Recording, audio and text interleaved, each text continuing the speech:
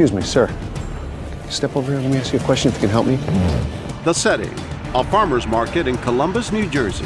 Inside, a woman shopping for produce with her baby. She's under surveillance by this man.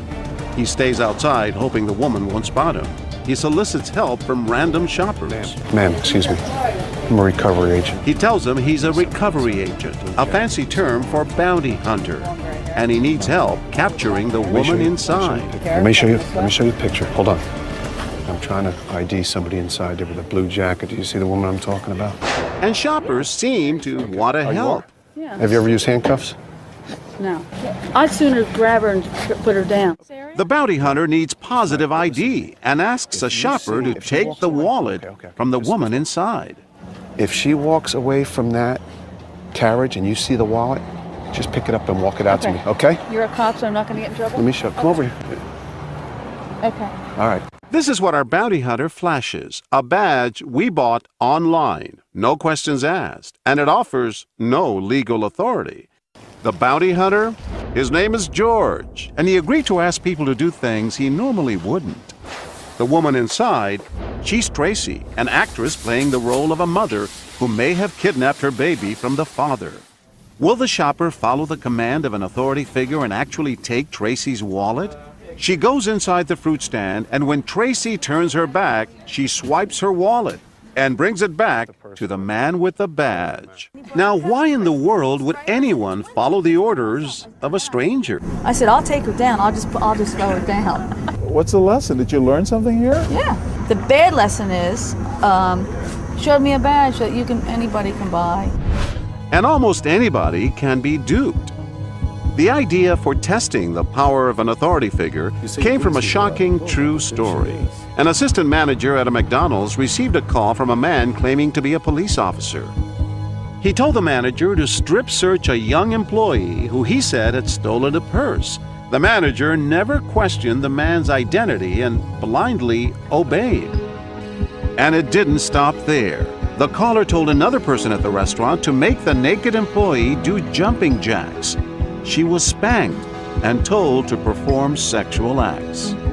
Turns out the call was a vicious hoax, a horrid example of failing to question authority. Back in New Jersey, would shoppers question our authority figure? Ma'am, excuse me. Can I talk to you for a minute? I'm working a fugitive job right here. He's about to ask this woman to drug and sedate our fugitive. What I'm going to ask you to do is just put this in there, and what I'm going to try to do is switch the soda on her. This will slow her down a little bit. You're going to slap her a Mickey, aren't you? Well, it's basically it slows her down. If she gets up, would you be comfortable just dropping this in there? It's outrageous. Will June perform this illegal act? When our actress turns her back, she sneaks in and drops the pill right into Tracy's soda. You actually put the pill in her Yes, I did. He showed me a federal agent badge. So, what am I supposed to think? If I don't, then what? But June, you didn't know this for sure. No, I didn't. What if you harmed this poor woman? Then I guess that would be on my head, too. Luckily for June's conscience and our actress, the Mickey was just some candy that we bought a few minutes earlier. How likely is it for us to listen to someone simply because they seem authoritative? Yeah, I guess I'm a sucker. But also sucked into our plot is this next woman, Crystal. Somebody who kidnapped a child right inside this office right here. Mm-hmm. I want you to go in just real quick and ID her for me. A little talk about the baby being kidnapped, and then George asks Crystal to do a little kidnapping herself. Our baby isn't real, but Crystal doesn't know that. Okay, what you're going to do is walk back inside the produce area, push the carriage straight to me. Okay. Okay? Without ever questioning our authority figure, Crystal heads inside to look for the baby. She locates the stroller, waits for an opportunity, and then she pushes it right out to George, who's waiting in the parking lot.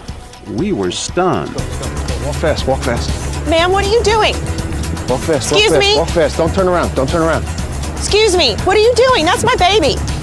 Why did you take my baby? Who is that? He's a police officer. He showed me his badge. You know for sure he's a police officer? Only now does Crystal realize she might have been duped, becoming perhaps an accomplice to a kidnapping. You have no right to take my baby. Crystal defends her actions. Her thoughts, she says, were with the baby. My sister has an infant, and I think it was just something that was really close to my heart, you know, and I was thinking about how bad I would have felt if someone had taken my sister's baby. Experts say empathy often determines whether people will act. And that's definitely true with this man. Chris Blackman is a father of a 6-month-old. We had him out yesterday. He's got a little snifflies on. Yeah, that's what he has too. Yeah. And he's drawn to our actress before our bounty hunter even approaches him, because she appears to be a new parent too. What date was he born? 35. I'm losing my brain. Yeah, like the 7th. My name is Chris, but sorry, I come around here every once in a while. Tracy. Tracy, Yeah. nice to meet you. We didn't think there was any way Chris could be recruited to help our bounty hunter. He and Tracy, after all, were bonding so well. But watch what happens next. Excuse me, sir. Can I talk to you? I'm a recovery agent. I saw you talking to that girl in there with the blue jacket on. Yeah. I know she got real friendly. Right. She's wanted for kidnapping. She didn't know the date of that birth either. She's got a warrant for her arrest. I understand. Chris is torn. Does he believe the friendly mother of a baby, or a man who claims he's a bounty hunter? Do you have a police officer? I don't yet. They're coming down. I need that first. Okay. Well, Before I I don't can do anything, I need a police officer that's going to confirm what you're telling me. Of the 22 shoppers we confronted, Chris is the only one who really questions our authority figure. Well, I don't have a police officer here now. This is making me a little nervous. Okay. I want to help you out. Okay, well, but I'm not asking you to do anything with the baby. Chris is conflicted and ultimately compromises. He refuses to take the baby, but he agrees to block Tracy while George pushes the stroller away. If she comes, just don't let her come towards me. Put it in the basket. I know, that's okay. If she comes, just don't come towards me. Where is my baby? Excuse me, ma'am. What? Can I ask you a question? Move! Please, can I ask you Move! a No, why? Ma'am? No. Where'd he go? Why did you sit there? Why did you do that?